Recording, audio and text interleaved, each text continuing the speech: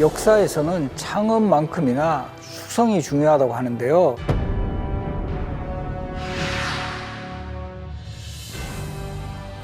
진나라의 진샹 아시죠? 이 분열된 중국을 최초로 통일을 한 엄청난 성과를 만들고도 바로 다음 대에서 나라가 완전히 사라지는 그런 사례도 역사 속엔 매우 많습니다. 그런 점하고 서로 대비해보면 500년 이상을 존속해온 조선 왕조의 역사는 정말 굉장하다, 이렇게 이야기를 할 수가 있습니다. 이 조선 왕조가 이렇게 오랫동안 이어질 수 있었던 이유 확실하게 읽어드리겠습니다.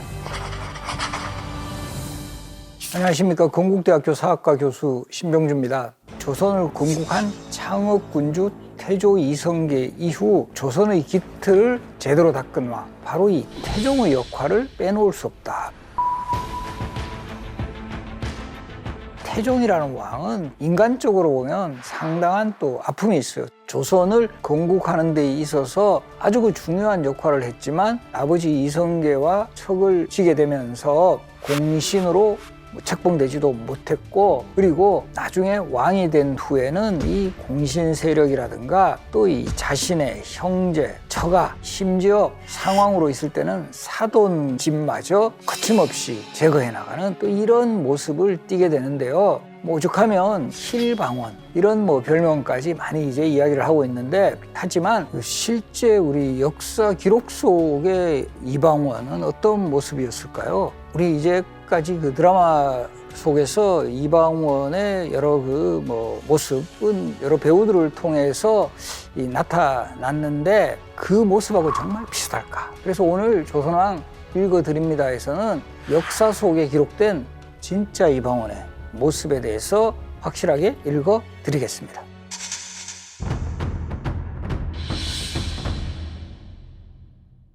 그래서 앞에서도 소개했지만 이방원에 대해서는 킬방원, 이런 표현을 최근에 와서 되게 이제 쓰고 있어요. 근데 사실 태종이 희생시킨 인물이 그리 많잖아요. 이거는 이 조카인 단종의 왕위를 찬탈했던 우리 수양대군 물론이고, 조선의 대표적인 국군이었던 연산군을 비교해보면 사실 이방원 입장에서는 킬방원 소리 듣는 거 약간 부담스러울 거예요. 나 그렇게 많이 안 죽였는데 왜 나보고는 맨날 그 사람 많이 죽였다라는 그런 이미지가 강하지? 이렇게 생각하는 것은 바로 역사 속에 굵직한 인물이 방원의 희생양이 됐다는 거죠. 대표적으로 고려 왕조를 지키기 위해서 마지막까지 저항했던 인물, 우리 정몽주가 있죠. 그래서 최근에 와서는 이 정몽주에 대해서는 마지막 고려인, 이런 표현도 쓰게 되는데요. 근데 이게 보면 지금 생각하면 칭찬받을 일 같잖아요. 근데 이게 결과적으로 이성계가 방원을 좀 오히려 불신하는, 그래서 정몽주 제거했다라는 이런 이유 때문에 조선 건국 후에 이방원은 요즘 표현하면 철저하게 팽을 당합니다. 그 반대로 이제 정도전과 같은 인물은 이성계의 최고 측근이 되어 가지고 정말 새로운 왕조 건설의 주역이 되는 이 과정에서 아마 이방원의 심정은 정말 엄청 좌절했을 거예요. 내가 이렇게 공도 많고 정말 아버지 도와가지고 새로운 왕조의 건국에 상당한 지분이 있는데 나는 왜 이렇게 정말 뒷전으로 밀려나지? 실제 조선 왕조가 건국된 후에 이방원이 한 일은 동국면에서 조상의 제사 같은 거 지낼 때 주관하거나 요즘으로 보면 거의 한직이죠. 그리고 어떤 또 이 사건이 일어나냐 하면 이성계가 이방원을 불러들여요. 처음에는 이제 좋아했겠죠. 이제 드디어 아버지가 나를 좀 쓰는구나. 그런데 이제 핵심은 뭐냐 하면 그 당시에 태조 때는 그 정도전을 중심으로 해가지고 명나라와의 관계가 상당히 좋지 않았어요. 그래서 이 요동정벌 이런 그 논의도 나왔고, 정도전이 진법 훈련을 하게 하고, 이런 상황에서 조선의 왕자가 직접 이제 명나라를 찾아오게 하는데, 바로 이때 이성계의 선택은 바로 이방원이었습니다. 이 많은 아들 중에 그 방원을 보내게 된 것은 과거에도 합격하고 학식을 갖춘 인물, 그리고 이 외교적 능력도 좀 있어야 된다. 이제 방원을 요즘 표현을 하면 외교 사절로 보내는 거죠. 사실은 그 당시에 명나라 같은 경우 지금 비행기 타면 두세 시간이면 가지만 그 시대는 정말 몇 개월간은 정말 고생길이에요. 요즘으로 치면 극한 미션 수행하라 약간 이런 성격도 있고, 하지만 바로 이때 명나라로 가는 아들 이방원에게 이성계가 했던 말이 실록의 기록에 정확하게 나옵니다.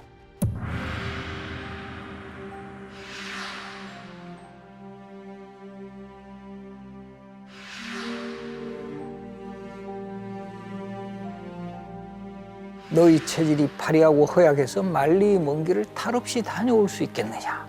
이성계는 이 방언을 걱정하면 눈물까지 흘렸다라는 이런 기록이 나와요.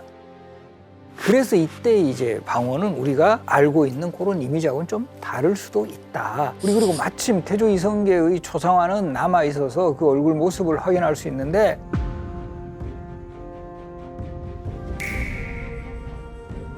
실제 이렇게 실록 기록에도 아버지하고 얼굴이 닮았다라는 표현이 나와요. 용의 얼굴과 이마가 반듯한 게 상당히 닮아 있었다. 하지만 이성계와 같은 강골 무인 체질은 아니었을 가능성이 높다. 이렇게 볼 수 있고요. 그리고 실제 이때 이방원이 중국의 이 황제를 만나면서 상당히 조선과 명나라의 관계가 좋아지게 되고 훗날 즉위를 한 후에 조선과 명과의 관계가 아주 그 개선이 되는데도 중요한 역할을 해요.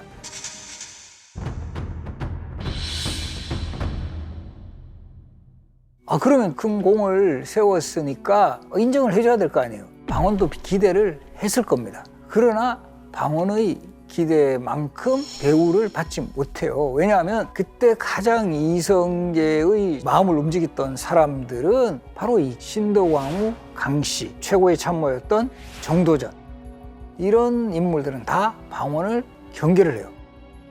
이때는 이미 신덕왕후 강씨 아들인 방석을 세자로 책봉을 해놓은 상태였기 때문에 방언이란 인물이 언제든지 우리 쪽에 위해가 될 수 있는 인물이다.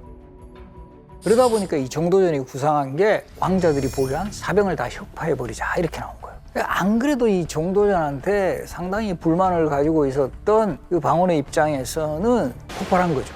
그렇게 해서 1398년 1차 왕자회란이 일어나고 이미 세자로 책봉된 방석에다가 그 바로 위의 형인 방범마저 처형하면서 여기에 그치지 않고 이성계의 사위마저 죽여버립니다. 특히나 정도전 마저 이제 제거한 이런 상황에 대해서 이성계의 입장에서 보면 아들이 자신을 배신했다라고 생각을 할 수 있고, 뭐 요즘 표현을 하면 저놈은 저 아들이 아니라 원수다라고까지 생각하게 되는 이런 상황에까지 이제 몰리게 되고, 어쨌든 방언이 왕자회란을 주도해서 완전히 권력을 잡았지만 일단은 또 명분적으로도 적장자가 왕위를 계승해야 된다. 그래서 두 번째 형 방과가 태조의 뒤를 이어 정종이 되죠. 그래서 태종이 정종 다음에 이제 결국 1400년에 방간의 난을 계기로 해서 흔히 뭐 방간의 난, 박포의 난이라고도 하는데 세 번째 왕이 되었는데, 이제 자신이 원수같이 여겼던 태종이 왕이 되니 태조의 마음은 상당히 불편했을 거예요. 그리고 이때면 이미 이성계의 나이는 거의 70이 가까이 되는 이런 고령의 나이였거든요. 그러니까 이방원 꼴도 보기 싫은 거예요. 그래서 방원이 이제 궁궐에 있는 개경은 진짜 스트레스의 진원지죠. 그래서 이 개경을 떠나 고령에도 불구하고 여러 지역을 돌아다니시게 돼요. 뭐 이런 생각도 많이 했겠죠. 내가 살아서 무슨 죄를 지었길래 이 말년에 내가 이렇게 돼버렸냐. 그러니까 이 부처님을 또 이때 많이 찾은 거죠. 그래서 이 절을 주로 찾아다니셨고,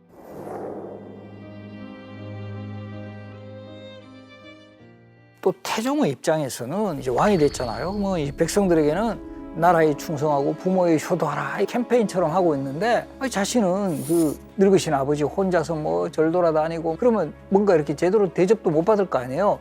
그래서 자주 모시러 가요. 이 신하를 시켜서. 그럼 태조가 또 태종에게 진짜 확 상처가 되는 그런 말을 해요. 내가 부처를 좋아하는 까닭은 다름이 아니라 다만 두 아들과 한 사람의 사이를 위함이다. 두 아들 누굴까요? 방범과 방석, 그리고 아까 경순공주 남편, 그 사이가 희생됐다 그래요. 결과적으로 네가 얘들 죽였기 때문에 나 그런 거야, 이런 말을 하는 거죠. 그래서 이 과정에서 두 사람의 갈등은 계속 깊어지고, 그리고 이때 이제 유명한 말이 지금도 회자되고 있는데요. 이성계가 이제 개경을 벗어나서 고향인 함흥으로까지 가니까 개경에 돌아올 수 있도록 설득을 하러 사신을 보낸다라는 거죠. 그래서 이때 바로 이성계를 모시기 위해서 함흥으로 가기만 가면 이성계가 태종의 대리인이 왔다라는 판단에서 이들을 다 제거하면서 결과적으로 돌아오지 않는. 그래서 우리 지금도 어떤 모임에 있다가 갑자기 사라져가지고 안 나타난 사람 보고 제 함흥차사냐고 어디 갔냐고 이렇게 이야기하는 것도 바로 그런 태조와 태종의 갈등에서 비롯된 고사성어다.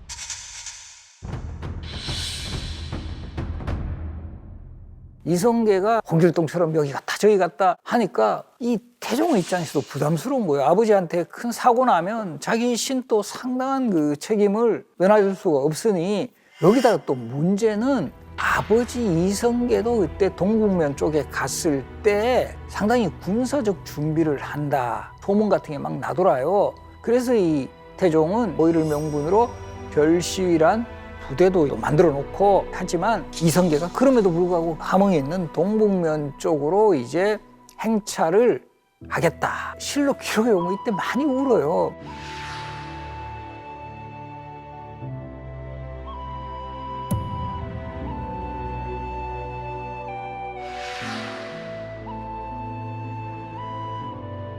이렇게 보면 또 이런 장면에서는 이 두 사람이 강인한 또 무인 이미지와는 달리 좀 심하게 표현하면 약간 울보부자적인 그런 이미지. 그래서 이건 아마 이 드라마에서는 이런 장면이 잘 안 나가는 거는 아주 강한 이런 모습을 보였던 그 태조나 태종이 막 갑자기 찔찔 울고 이러면 이게 약간 그 감정이 떨어지잖아요. 그래서 안 하는데 실제 기록에는 이런 어떤 장면들도 꽤 나옵니다. 그리고 이때 이성계가 동북면에 이제 결국은 가게 되거든요. 근데 이때 이 조사이의 난이 일어나요. 1402년에. 동북면 안변을 거점으로 해가지고 난을 일으키는데 반란을 일으킨 명분은 신도광후 강씨의 원수를 갖겠다. 신도광후 강씨의 원수가 누구죠? 방원이죠. 결국 방원을 왕의 자리에서 끌어내리겠다. 이 사실상의 역모였고 결과적으로 이 조사이의 난은 최근에 있던 분석 같은 걸 보면 신도광후하고 별로 큰 관계가 없어요. 그리고 이 조사이라는 인물은 그 동북면을 거점으로 반란을 일으켰는데 신도광후는 주로 개경에서 활동을 했어요. 그래서 이 조사이 반란의 배후에 이성계가 있다. 결과적으로 이 아들에 대한 그 분노를 차곡차곡 이제 쌓아갔던 이성계가 지지가 매우 강한 이 동북면을 거점으로 해서 군사적인 지원을 했던 그런 사건으로 볼 수가 있습니다. 실제 이 두 부자 사이의 갈등이 매우 컸다라는 것을 확인할 수 있어요. 그러니까 이 태종의 입장에서는 그 반란군 뒤에 아버지가 있다는 것을 알고 상당히 고민에 빠집니다. 그래서 이때 처음에는 이들을 빨리 이제 항복을 하라 이 회유도 하고 했지만 또 저항이 만만치 않으니까 직접 반란 세력의 그 제압에 나서게 되고요. 그래서 이때 이제 반란군 진영에서 관군들이 엄청나게 동원해서 온다. 이렇게 되니까 내부적으로 분열이 일어나요. 그러면서 이탈자가 생기면서 결과적으로 이 조사이의 반란은 진압이 되고 조사이도 차명에 처해집니다. 그리고 이제 이성계가 나이도 많으셨고 이제 뭐 더 이상 뭐 이런 조사이 난이라든가 이런 것도 실패하고 그래서 결국 개경으로 돌아오는 그런 상황에서 태종의 입장에서는 너무 이제 기분이 좋죠. 요즘으로 치면 막 위에다가 플래카드 해가지고 뭐 아버지 환영 뭐 이런 식으로 환영대를 크게 이제 베푸는 그런 계획이 들어가요. 그런데 이때도 재밌는 이야기가 있는데 이때 이 아버지를 환영하기 위한 여러 가지 그 뭐 행사장을 만들잖아요. 그래서 이렇게 지붕에다가 이게 천막 같은 거 입히고 그리고 이제 나무 기둥을 세워가지고 요 천막을 이렇게 세우는 과정에서 요 태종의 대표적인 참모가 하륜이라는 인물이에요. 하륜이 상황을 보니까 나무 기둥이 너무 작다. 다 굵은 기둥으로 바꿔버리자. 이렇게 이제 건의를 했고 다 그렇게 교체를 해요. 그래서 정말 요 열려실 기술과 같은 기록에 보면 이때 이성계가 일단 돌아오려는 마음은 정했지만 아직도 분이 안 풀려가지고 몰래 화살을 숨겨가지고 들어왔다. 그리고 이 태종이 보이는 순간 화살을 쏘았는데 굵은 기둥에 딱 맞췄다. 나무 기둥이 작았다면 위험할 뻔했는데 굵은 기둥으로 교체했다 그랬죠. 그래서 이 자리에서 이성계가 이거는 하늘의 뜻이다. 근데 제가 판단했을 때는 뛰어난 할솜씨는 다 젊을 때 이야기지, 그 당시에 이미 70 넘으셔가지고 아마 손이 떨려가지고도 그 화살 쏘기가 힘들었을 것 같은데, 지금 저 서울의 저 뚝섬 근처에 가면 한양대 근처에 지금 있는 다리가 있어요. 그 살꽂이 다리라고 돼요. 그리고 또 그 다음에 또 재밌는 이야기가 있어요. 이제 두 부자가 화해를 하면서 서로 술잔을 나눠 마시자. 근데 이때 또 하루니 건의합니다. 직접 술잔을 건네지 마시고 내시를 시켜서 건네십시오. 실제 그렇게 해요. 근데 이때 이성계가 몰래 태종을 치려고 방망이를 숨겨두었다. 근데 내시가 갑자기 따르니까 그 방망이를 놓으면서 이거 다 하늘의 뜻이다 라고 해서 두 부자가 화해했다라는. 그래서 이제 그 이성계는 결과적으로 이렇게 돌아오면서 일시적으로는 화해를 했지만 아들 이방원을 끝까지 용서하기는 힘들었을 겁니다. 하지만 태종도 아버지에 대한 마지막 최후의 장면까지 아버지의 뜻을 어겼다. 어디서 확인할 수 있냐 하면 우리 태조 이성계 무덤 어디 있죠? 경기도 구리시에 가면 동구릉에 권원릉이라는 태조 이성계의 무덤이 있는데, 거기에 결국 묻히고 싶어 했을까요? 이성계가 원래 묻히고 싶어 했던 곳은 계비였던 신덕왕후 강씨. 그리고 거기에는 자신도 그 옆에 묻힐 것을 분명히 원했을 거다. 근데 이제 태조 이성계가 돌아가시는 상황에서 안 그래도 저 계모 싫어했던 태종의 입장에서는 아버지하고 함께 묻히는 너무 싫었을 거예요. 그래서 명분상으로는 풍수지리적으로 명당을 찾아보라. 그렇게 해서 현재 경기도 구리시, 바로 그 기록에 보면 그 당시에는 양주 검암산 자락이라고 나와요. 여기에 조성을 하게 되었고, 바로 그 다음에 본인이 그 아버지가 살아계실 때는 차마 그 신덕왕후 강씨의 무덤을 옮기지 못했지만, 아버지 돌아가신 후에 이 무덤을 지금의 서울 성북구 정릉으로 옮겨버렸다. 지금도 가보시면 무덤에 가면 큰 돌들이 많아요. 그래서 이 태종이 거기 거 돌 빼가지고 그 다리 만들어, 이렇게 해서 실제 광통교 다리의 석축에 신덕왕후 강씨의 무덤에서 가져온 돌의 모습을 우리가 확인할 수 있어요. 그나마 그래도 타협한 것 중에 하나는 태조 이성계의 봉분에 바로 억새풀을 심었다. 이 억새풀이 그 당시에 태조의 고향인 함흥에서 가져온 거라는 거죠. 고향을 그리워했던 아버지의 또 마지막 모습은 그래도 최소한의 효도는 해야 되겠다. 지금도 우리 권원릉 가보시면 그 억새풀이 이렇게 조성되어 있는 것도 바로 이런 점입니다. 결과적으로 보면 아버지의 뜻대로 그 무덤 자리를 조성하지는 않았지만, 아버지가 그렇게 그리워했던 고향의 억새풀을 가져와서 어느 정도는 아버지에 대한 마지막 예우를 하지 않았을까, 이렇게 생각을 합니다. 그래서 이 태종은 우리 조선의 왕 중에서 아주 그 왕권을 강화하고 강력한 여러 정책들을 실시하지만, 그 왕이 되는 과정에서는 아버지 태조에게는 인정을 받지 못했고, 또 아버지와의 어떤 갈등, 그래서 어떻게 보면 오히려 내가 이렇게 아버지한테 불신을 받았지만 그래서 더 잘해야 된다, 더 안정을 시켜야 내가 이렇게 아버지한테 이런 불신을 받은 거, 이거를 어느 정도 해소할 수 있다. 아마 이런 어떤 의식도 태종이 조선의 수성이라는 기틀을 만드는 데 있어서 아주 중요한 역할을 하는 하나의 동기부여가 된 그런 모습이 아닐까, 이렇게 생각을 합니다. 이방원 하면 왕자의란이라든가 정몽주를 격살시킨 강한 모습을 보였던 이런 모습들은 많이 이제 기억을 하고 있는데, 정작 이분이 어떤 업적을 남겼는가? 그럼 뭐가 있지? 이렇게 된다는 거죠. 태종이 오늘날의 서울이라는 도시가 확실하게 갖추는 데 있어서 가장 중요한 역할을 했던 왕. 특히 우리가 잘 몰랐던 내용 중에 하나가 태종이 진행하고 실천했던 대표적인 도시계획이 바로 성계천 건설입니다.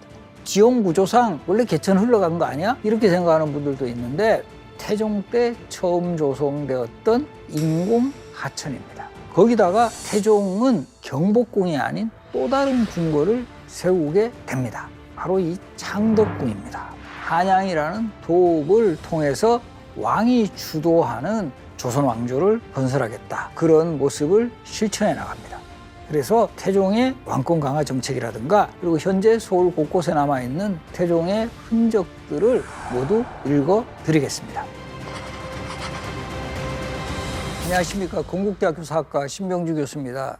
조선의 수도가 한양이다. 이것을 모르는 사람 없지만 태종이 아니었다면 조선의 수도가 한양이 되지 않을 뻔도 했다. 이게 무슨 말이냐면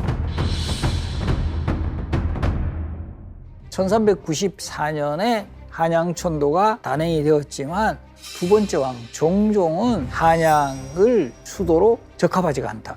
개경으로 환도를 했고 그렇게 태종이 즉위한 후에도 한동안은 개경이 수도였다. 1405년 다시 한양으로 재천도하기까지 6년 가까이 개경이 조선의 수도 역할을 했다. 그래서 이런 것도 우리가 보면 정말 이제 변별력이 있는 시험 같은 문제 나오면 1394년 한양천도가 단행된 후 한양은 계속 조선의 수도가 되었다. O일까요? X일까요? 정확하게 하면 X예요. 한번 개경으로 갔다가 왔다라는 거죠. 그래서 태종이 다시 한번 수도를 한양으로 옮겼다. 요거는 확실한 팩트입니다. 그럼 왜 한양으로 다시 수도를 옮길까요? 개경으로 도읍을 옮기는 그 후에도 2차 왕자의란이라든가 조사의난이라든가 이런 여러 가지 안 좋은 사건들도 계속 일어나고 또 여기에는 또 한편으로 보면 태종이 아버지하고 어느 정도 타협을 하는 거예요. 이게 무슨 말이냐면 한양천도를 가장 적극적으로 추진했던 사람이 태조 이성계거든요. 그때는 정도전과 같은 핵심 참모들도 반대할 때도 강력하게 화까지 내면서 한양천도를 단행했던 아버지. 좀 마음도 없고 또 그보다 중요한 것은 개경은 고려의 흔적들이 너무 많이 남아있는 곳이에요. 그러니까 이게 뭔가 새로운 시대, 새로운 왕조에는 역시 한양이 맞다. 이렇게 판단을 해서 한양천도가 이제 본격적으로 단행이 되는데 이 과정에서도 변수는 생겨요. 뭐냐면 관상이라는 영화 보셨죠? 내가 왕이 될 관상인가? 이런 이야기 하는데 태종의 가장 핵심 참모가 하룬이라는 인물인데요. 하룬이 관상을 상당히 잘 보는 그런 인물이에요. 그런 하룬이 민재라는 인물이 그 당시에 이방원의 장인이었어요. 그래서 내가 좀 관상을 좀 볼 줄 아는데 자네 사이가 진짜 큰일 할 사람이다. 좀 나를 만나게 해달라. 이렇게 되면서 하룬이 태종의 핵심 참모가 되는, 이때는 하룬의 파워가 되게 커요. 태조 이성계에게 정도전이 있었다면 태종에게 하룬이 있었다. 이렇게도 볼 수 있는데 근데 이 하룬은 한양으로 천도보다는 무학이 좋다 그러는 거예요. 이 무학은 지금의 안산입니다. 인왕산 옆에 우리 안산이 있고 지금의 신촌 쪽, 그 바로 뒤편에 안산이 있는 거예요. 근데 이때 또 재밌는 게 이때도 조선왕들도 점치는 거 좋아요. 점치자 이러는 거예요.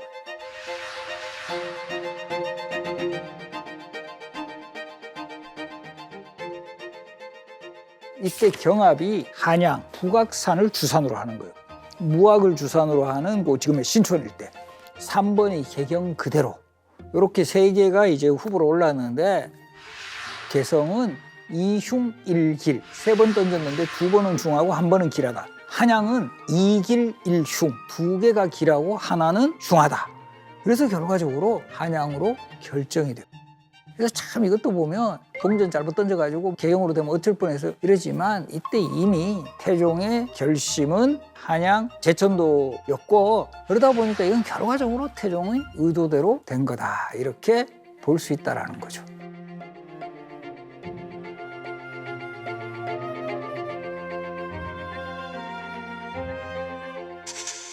그런데 이제 태종이 또 싫은 거가 있어요. 뭐냐면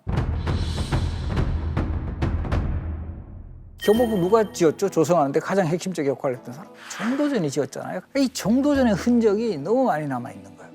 그래서 바로 천도와 동시에 새로운 궁궐을 짓는 작업에 착수를 했고 그게 바로 지금의 창덕궁이에요. 창덕궁은 동서로 긴 궁궐이고 경복궁은 남북으로 긴 궁궐이에요. 창덕궁의 가장 큰 장점 중에 하나는 후원 영역이 발달해 있어요. 그러니까 아무래도 왕실의 휴식 공간도 많고 이 배치가 남북 배치보다는 동서로 이렇게 배치된 그런 곳이 활용도가 높다라고 생각을 했고 그렇게 해서 태종 때 처음으로 조성된 이 창덕궁이 조선 후기에 와서는 가장 조선의 왕이 많이 머물렀던 거예요. 왜냐하면 우리 아시겠지만 경복궁은 임진왜란 때 소실된 후에 조선 후기에 흥선대원군이 중건할 때까지 복원을 하지 않았죠. 근데 이 창덕궁, 창경궁은 복원이 된 상황이었기 때문에 그러다 보니까 이 창덕궁은 조선의 역사와 문화가 많이 담겨 있는데 지금 현재 남아있는 조선의 궁궐들 중에 가장 원형이 많이 남아있는 궁궐이에요. 그래서 이런 점을 인정을 받아서 창덕궁은 유네스코 세계유산에 등재된 유일한 조선의 궁궐. 그리고 이제 창덕궁 안에 가시면 요 진선문에 태종 때 신문고를 달아놓았다 그래요. 신문고 아시죠? 억울한 상황이 있으면 북을 쳐서 알리는. 그런데 이것도 비하인드 스토리인데요. 신문고 실제로는 거의 울리지 않았다. 반면에 치려고 갔다가 잡혀간 사람은 꽤 많습니다. 그러니까 이게 상징적인 거라는 거죠.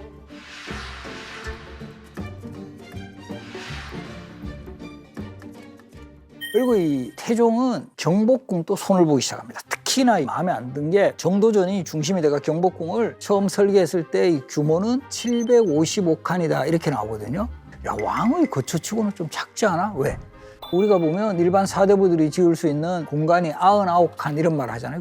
한 7, 8배밖에. 그러면 이게 규모가 상당히 적지 않아요? 정도전은 유교 국가의 이념에 입각해서 왕이 먼저 검수하고 절약해야 된다. 이런 의미를 담아서 상당히 규모가 적었다라는 거죠. 그래서 태종이 경복궁에 딱 와보니까 제일 불만스러운 게 왕이 신하들 불러 모아가지고 뭐 이야기도 하고 이런 공간이 없는 거예요. 그래서 만든 게 바로 경회로. 왕과 신하가 경사스러울 경 만날 해. 경사스럽게 만나는 누각이에요. 지금도 보시면 경회로 연못가 딱 연회 베풀기, 잔치하기 좋잖아요. 그래서 이곳에서 신하들 불러가지고 훈시도 하고 뭐 연회도 하고. 경회루를 태종이나 이런 왕들은 잘 합리적으로 사용을 했다면 이곳을 가장 정말 난장판으로 만들어 누굴까요?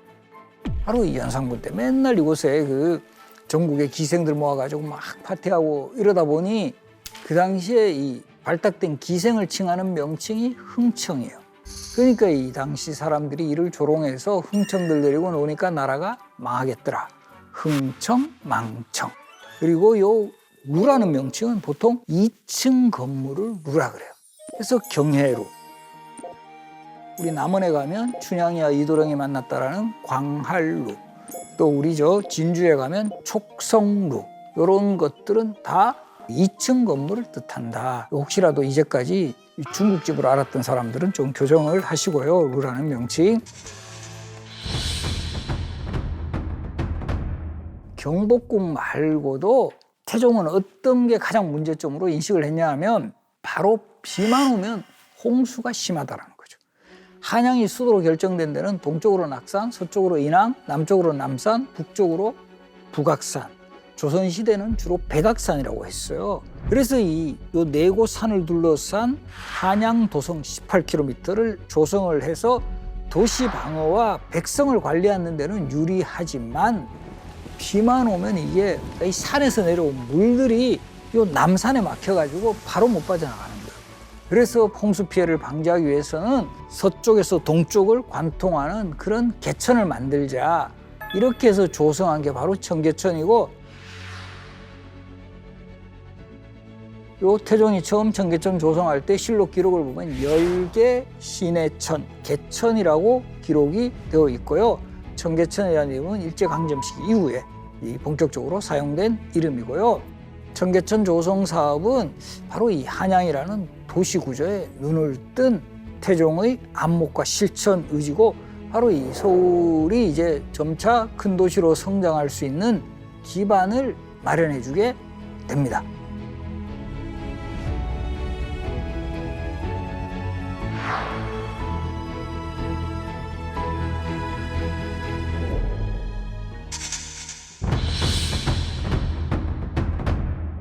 태종이 한양으로 제천도항과 더불어 조선이라는 나라의 기틀을 만들기 위해서 여러 가지 노력을 기울이는데 특히 왕권을 강화해야 되겠다라는 이런 판단에서 조선시대는 정부 부처가 6조 체제라 그래가지고 2조, 호조, 예조, 병조, 형조, 공조 이렇게 6조의 판서들이 지금으로 보면 장관들이에요.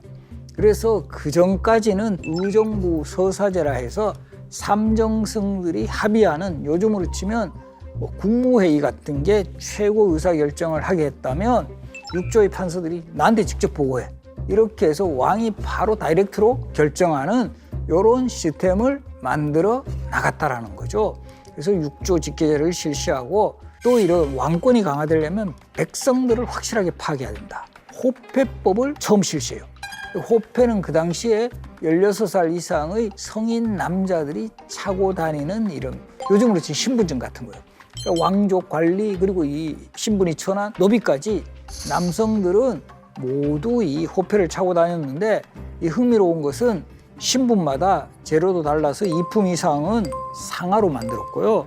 그리고 이 5품 이상은 황양목, 일반 서민들은 잡목으로 만들었고, 거기에다가는 자신의 이름이라든가 주소를 쓰게 했는데, 일반 서민들은 얼굴색과 수염까지 이 디테일하게 적은 거예요. 이건 아무래도 이제 뭐 혹시라도 뭐 범죄라든가 이런 상황이 발생하면, 우리 지금 같으면 사진 대조하듯이, 그 당시에는 사진이 없으니까 얼굴색, 수염 이런 것까지 이렇게 기재를 하게 했다.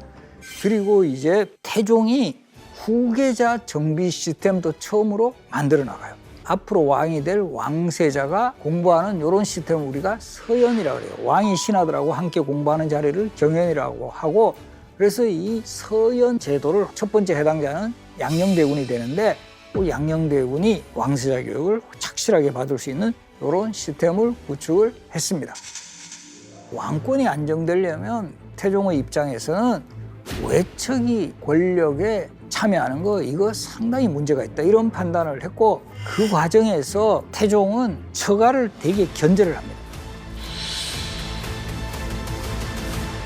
바로 이 원경왕후 민씨, 영민씨 집안인데, 어떻게 보면 이 왕이 되기 전까지는 상당히 어떻게 보면 정치적 동지였는데, 특히나 이 원경왕후 민씨는 태종이 왕자의란을 일으킬 때 후원자 역할을 합니다. 왜? 대표적인 게 정도전이 주도해가지고 사병을 혁파해가 무기를 전체적으로 다 반납하라 할 때 이 무기를 사실은 민씨 집안에 숨겨놓았거든요. 이게 결과적으로 본인이 왕이 되는 데 있어서 아주 그 중요한 그런 그 역할을 해요. 왕이 되고 난 후에는 원경왕후 민씨하고 상당히 사이도 좋지 않고, 이 처가 세력이 상당히 권력을 행사하는 것을 견제를 해나가요. 이때 이 원경왕후 민씨 집안이 세력이 강해질 수밖에 없었던 게, 양녕대군이 세자로 있을 때 바로 이 민씨 집안에서 자라게 되거든요. 그러니까 이 태종의 입장에서는 훗날 왕이 될 세자하고 이 민씨 집안, 즉 외척하고 이게 상당한 영향력 같은 걸 발휘할 수 있다, 이런 판단을 했고, 또 거기다가 자신이 왕이 되는 데 있어서 가장 정말 적극적으로 싸워준 처남들 민무구, 민무질, 민무율, 민무회, 이들 외척을 제거해야 되겠다라는 판단을 하게 되고, 그 과정에서 결국은 아주 큰 사건이 일어나요. 양녕대군이 이제 어느 정도 성장하고 이런 상황에서 태종이 세자에게 선의의 뜻을 밝혀. 내가 이제 일선에서 물러나겠다. 이제 양녕을 왕으로 삼겠다. 근데 우리가 보면 조선시대에도 여러 왕들이 선의파동을 일으키는데요. 그때 신하들은 어떻게 해야 정답일까요? 아니 됩니다. 아직 전하 건강하시고 이럴 때 왕의 자리에서 물러나면 어떻게 하십니까? 다 그렇게 해야 되는 거예요. 그때 뭐 그렇게 하기 싫으면 뭐 방패 시죠 뭐 이래버리면 바로 그냥 처형당하거나 유배가거나 이러죠. 이런데 이게 뒤에 민씨 형제들을 타겟으로 삼을 때, 선의의 뜻을 밝힐 때 표정이 밝았다, 이게 결과적으로 불경의 이유가 되어버리는 거예요. 좀 황당하지 않나요?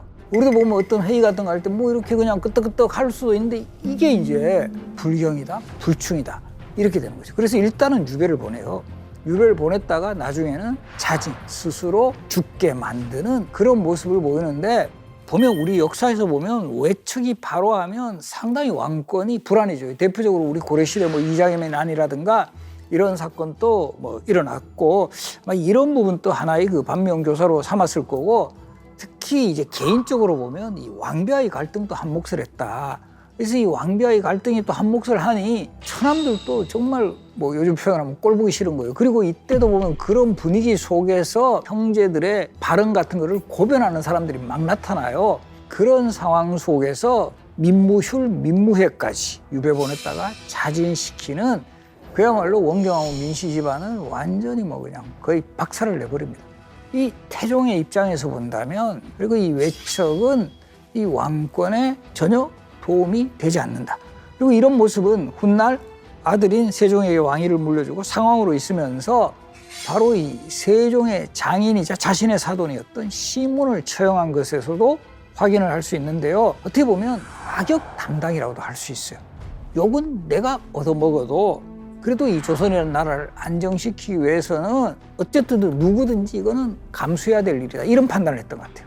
그리고 거기에 정점을 찍은 것이 가장 내가 이런 악역을 담당한 만큼 나의 후계자는 정말 제대로 된 그런 인물이 등장을 해야 된다. 이 결과적으로 태종은 14년간 세자의 자리에 있었던 양령을 회의시켜버리고 세 번째 아들 충령을 후계자로 삼는 결단을 내립니다. 그래서 전체적으로 본다면 태종이라는 왕은 태조와의 갈등 속에서 왕의 자리에 오른 만큼 상당히 부담도 컸을 거예요. 나의 책임이 정말 엄청나다. 그리고 그런 과정 속에서 하나하나 그런 것들을 실천해 나가요.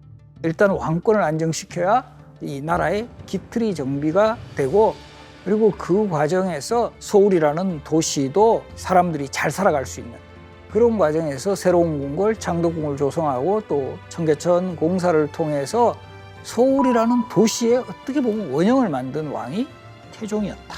그리고 이런 과정 속에서 이 권력 있는 외척이 정치에 참여하는 것을 경계하기 위해서 외척들을 정말 어떻게 보면 잔인할 정도로 제거하고 이 시점에서는 나의 후계자는 능력 있는 인물이 해야 된다.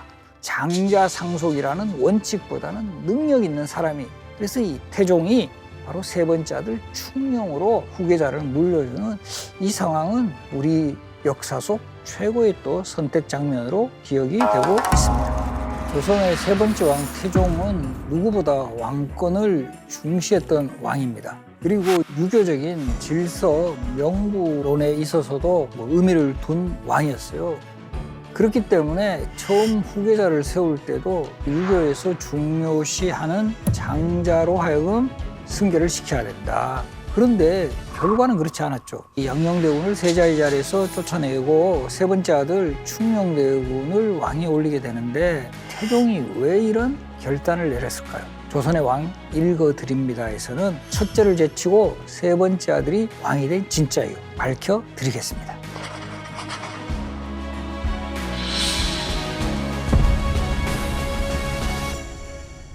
그래서 이 유교국가에서 또 조선왕조의 원칙이라는 게 장자로 하여금 승계를 하게 한다. 그런데 태종은 명분을 또 되게 중시했던 그런 인물이었거든요. 그러니까 왕자의 난을 일으킬 때도 장자를 버리고 어린 아들을 세워서 이 신하들이 다른 왕자들을 해치고자 하는 재앙이 있었습니다. 라는 그런 표현을 써요. 결과적으로 아버지가 장자 대신에 막내 아들 세워서 문제가 생긴 거지 나는 그래서 정당방위로 왕자의 난을 일으켰다 이런 표현을 써요. 그리고 또 두 번째 형 방가가 왕이 되는 과정에서도 어쨌든 본인이 왕이 될 수 있음에도 불구하고 그 당시에 장자였던 방과를 왕으로 올리는 어떤 명분 쌓기는 상당히 신경을 썼던 그런 왕이에요. 그런 그 태종이었던 만큼 네 명의 아들 중에 양령, 효령, 충령, 성령 중에 바로 이 양령이 11살 되던 1404년에 공식적으로 세자로 책봉을 하게 됩니다. 이때 양령이 세자가 되는 과정에서 태종이 한 발언이 묘한 여운을 남깁니다. 원자는 남보다 뛰어난 자질이 있다. 근데 여기는 아마 약간 립 서비스 같고 본 뜻은 바로 그 뒷부분에 나오는데 양령에 대해서 예의와 겸양을 알지 못하니 어찌 어진이와 친하겠으며 고훈 이런 것들을 잘 알지 못하니 어찌 정치를 보필하겠는가 이런 말을 하거든요. 이런 거 보면 상당히 그 세자로 책봉을 하면서도 좀 걱정스러워했던 태종의 심정이 나타나 있습니다. 그럼에도 불구하고 양녕대군이 그래도 글씨는 잘 쓰지 않았느냐. 그래서 흉내문, 현판 또 양녕대군이 썼다라는 그런 기록들도 일부 보이는데 그래서 그런 부분은 좀 뛰어났지만 어쨌든 정치적 감각에 있어서는 상당히 좀 걱정이 된다라고 태종이 그 우려를 표명을 했습니다. 그렇기 때문일까요? 태종은 바로 이 세자 책봉 후에 그 요즘 표현을 하면 일타 강사들을 동원하자 이렇게 되는 거예요. 그래서 이 당시에 최고의 그 학자들을 불러 모아가지고 이 왕세자 교육을 담당을 하게 합니다. 자, 근데 우리 뭐 지금 또 이런 거 많이 증명되지만 일타 강사한테 배운다고 또 일타 학생이 되지는 않아요, 대부분. 그러니까 이 양녕대군도 생각만큼은 그렇게 공부를 잘 하지는 못해요. 가장 결정적인 것은 공부하기 싫어요, 일단. 그래서 태종이 어느 날 학습왕과 한번 물어보기도 해요. 근데 이제 대답을 제대로 못하니까 좀 열받잖아요. 태종은 고려시대에 태조 이성계 아들 중에 그 과거에 급제했던 그런 인물이잖아요.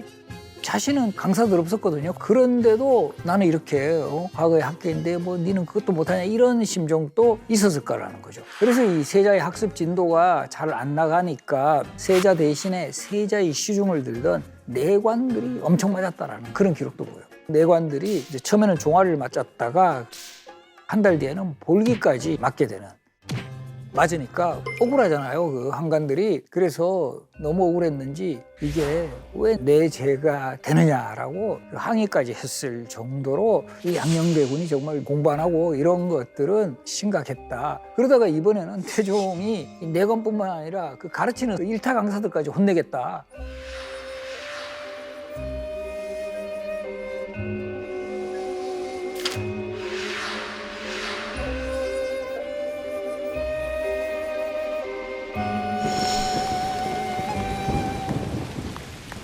이거 참 정말 심각했던 그런 상황이었고, 그런데 태종이 무서운 그런 이미지가 있잖아요. 되게 막 혹독하게 아들 뭐라고 했을 것 같은데 또 의외로 이 태종이 또 마음이 약한 그런 부분, 그 앞에서 잠깐 소개했지만 약간 잘 울기도 하고 약간 그 좀 감성이 또 강하고 이러다 보니까 아주 뭐 혹독하게 불러가지고 때리고 막 혼내고 이러지는 잘 못해요. 그러다가 이제 좀 고민 끝에 양녕대군이 14살이 되던 해에 혼인을 시킵니다. 그 다음에 또 중요한 미션도 부여합니다. 당시 명나라 황제에게 이제 신년 인사를 하러 가는 100여 명이 넘는 사신단을 이끌고 양녕대군이 책임자로 명나라를 가게 합니다. 이제 앞으로 또 왕이 될 인물이니까 외교적 역량도 기르고 통솔하는 거 이런 것도 한번 익혀봐라. 근데 이때도 보면 태조하고 태종 때의 상황하고 정말 대자보를 할까 이런 장면들이 반복이 되는데 태조하고 태종도 막 서로 붙잡고 눈물 흘리고 막 이런 거 기억하시죠? 이때도 세자를 배웅하면서 태종이 눈물을 흘렸다. 세자 양녕대군은 요즘으로 치면 자리 배치 같은 거 낮은 위치에 있으니까 이걸 바꿔달라라고 할 정도로 좀 당당했던 모습도 보였고, 비교적 큰 무리 없이 사행을 잘 마치고 이제 돌아오게 됩니다. 그래서 이런 모습을 보니까 태종도 좀 공부는 덜해도 괜찮아지려나라고 생각을 하는데 이제 양녕대군에게 더 큰 문제가 생겨요.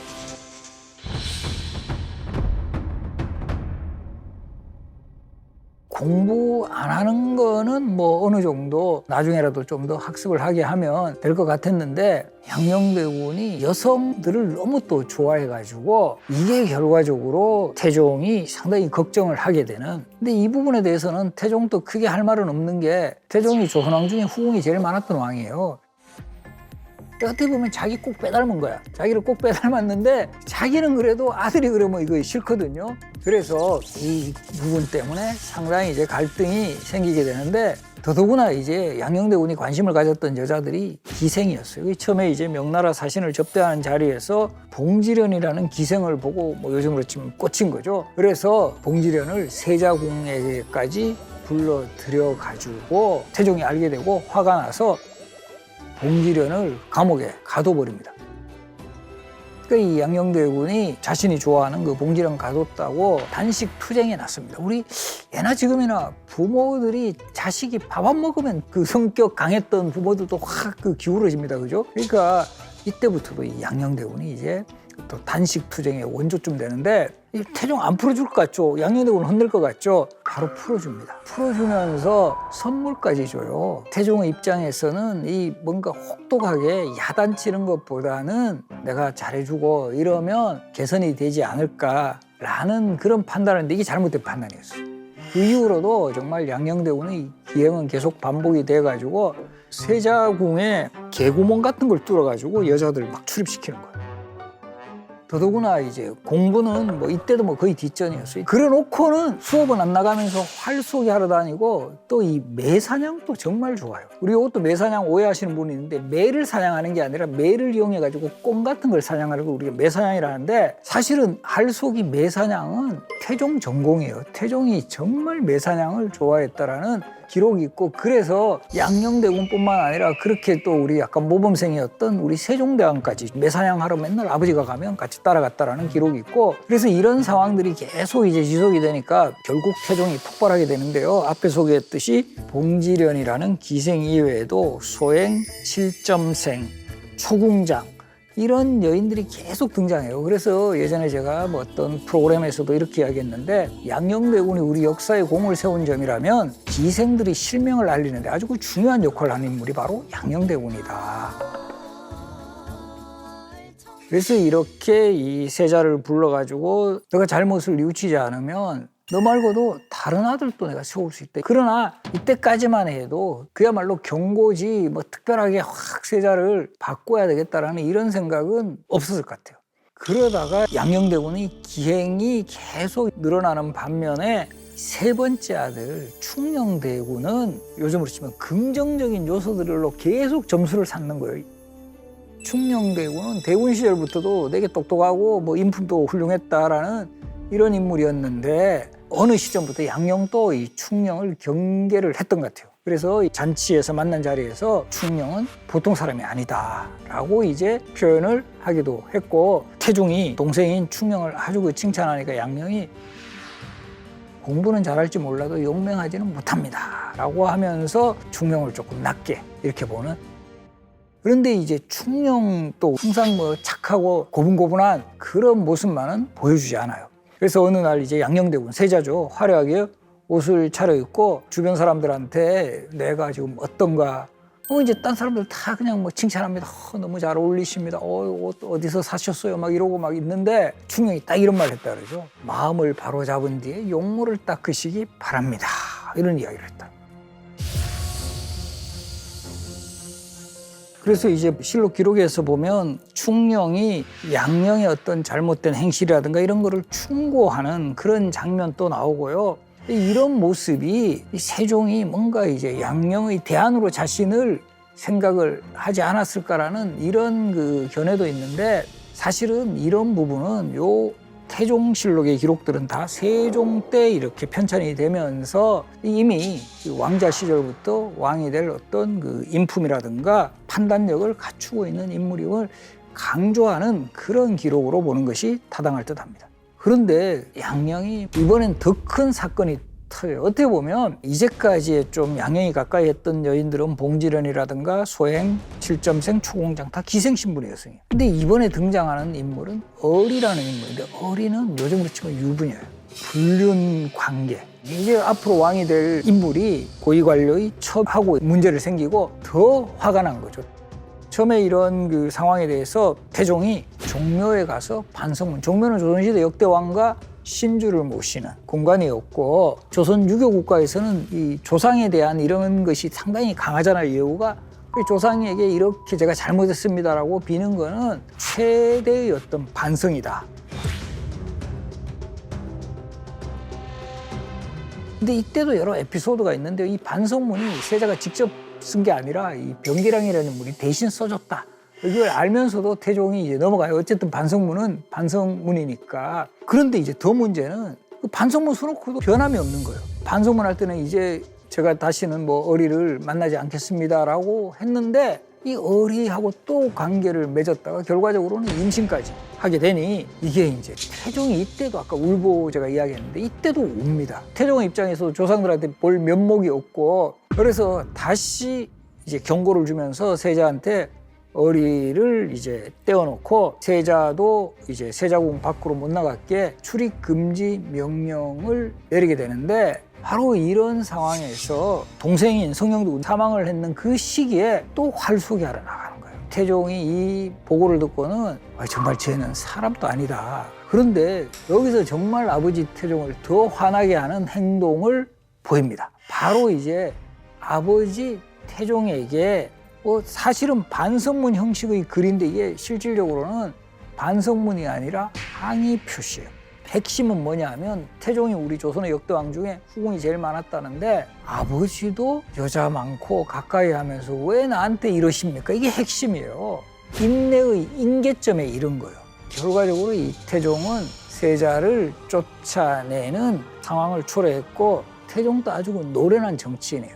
대안이 나타났다라는 거죠. 이 양녕대군을 대신할 충녕이라는 대안이 이제 서서히 성장을 해가지고 자리를 잡은 상황이었기 때문에 양녕대군을 세자의 자리에서 쫓아낼 수 있었고,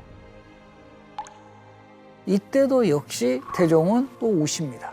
물론 속도 상했을 거예요. 속도 상했는데 기본적으로 이런 좀 여러 실록 기록 자료 같은 거 보면 이방원이 상당히 킬방원의 이런 강한 이미지도 있지만 또 의외로 상당히 좀 마음이 좀 여리고 약한 또 정이 많아.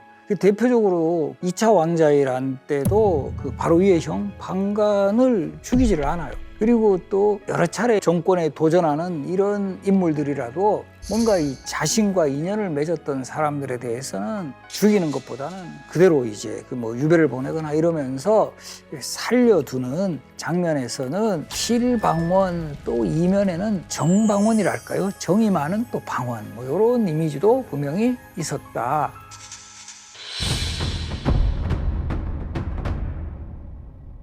그래서 이제 결국 세 번째 아들 충녕이 대안으로 등장을 했죠. 그러면 또 많은 분들이 두 번째가 효령이면 효령한테 가야 되지 않는가? 이렇게 생각하시는 분들도 있는데, 이 효령대군에 대해서는 여러 자료에 보면 태종이 효령대군이 왕이 될 수 없는 이유에 대해서 몇 가지를 제시하는데요. 효령은 너무 빙글에 웃기만 한다, 이런 표현을 해요. 너무 이제 결단력이라든가 이런 게 좀 없다라는 거예요. 왕의 제목이 아니다라고 판단을 했고, 효령대군 스스로도 왕이 될 그런 생각은 거의 없었어요. 효령대군은 조선시대 왕실 인물 중에 가장 불교에 십취한 인물입니다. 그래서 이 왕조로 있을 때부터 불교 행사를 가장 지원을 많이 하고, 뭐 불경 간행이라든가, 그래서 우리 지금 또 대표적으로 관악산 연주암에 가시면 그 옆에 효령각이라는 효령대군을 모신 사당이 있어요. 그리고 연주암이라는 절을 지을 때도 효령대군이 상당히 기여를 했다. 그리고 우리 지금 저 종로 인사동 쪽에 가시면 원각사지 10층 석탑, 저 원각사지 10층 석탑을 조성하는데도 이 효령대군이 큰 역할을 했다. 그래서 효령대군은 세종대왕보다 훨씬 오래 사세요. 91세까지. 그래서 저는 그 비결로 이 불교에 심취하다 보면 일단 채식하죠. 그리고 절은 높은 산에 있잖아요. 좀 운동 많이 하잖아요. 절에 와서 공기 좋은 데 가죠. 거기다가 부처님 믿으면 속 편하시죠. 그래서 91세까지 요즘으로 치면 이 웰빙적인 삶을 살았다. 그래서 이때 태종이 내세운 논리가 택현, 장자상속이 원칙이지만 필요한 경우는 현명한 사람을 선택할 수 있다. 그리고 이때 이미 박은이라든가 유정현 같은 측근 신하들한테 뭔가 그런 의도를 표현을 해요. 그래서 실제 양녕을 폐하는 그런 전체 회의에서 신하들이 현명한 사람을 선택하는 것도 하나의 방법일 것 같습니다. 경들의 뜻이 다 그러하니 이제 양녕을 폐하고 충녕을 후계자로 삼겠다. 1418년 6월의 일이었고, 저는 이것이 바로 우리 역사 속 최고의 선택 장면이 아닐까. 태종의 세종 후계자지만. 그리고 더 또 의미 있는 것은 세자로 삼은 지 2달 만에 1418년 8월 10일에 스스로 상왕이 되면서 태종은 세종이라는 왕을 탄생시킵니다. 이 결과적으로 세종시대를 더욱 탄탄하게 하기 위해서 바로 내가 스스로 왕의 자리에 물러나겠다. 이때 실록에는 이렇게 표현합니다.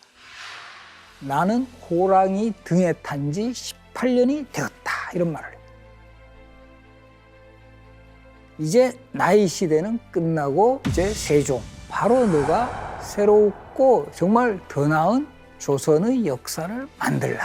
이런 메시지를 남겨두었다라는 거죠. 이 결과적으로 보면 태종이 양령을 세자로 삼은 것은 그 당시 어떤 장자상속이라는 원칙, 대의명분, 이제 기대도 걸어보았지만 워낙 기행을 일삼으면서 이제는 정말 적절한 판단을 해야 된다. 학문적으로나 인품적으로나 양령을 대신한 그 대안이 나타났을 때. 그리고 이 태종이 충령을 일컬을 때 정치의 대체를 잘 알고 있다. 저런 인물이라면 나이보다도 어떻게 보면 더 나은 그런 정치력을 발휘할 수 있다라는 기대를 했고, 그 태종의 기대에 걸맞게 우리 역사 속에 가장 정말 찬란한 우리 세종대왕의 시대를 열어가는 데 있어서는 태종의 역할이 가장 컸다는 것을 꼭 기억하시기 바랍니다.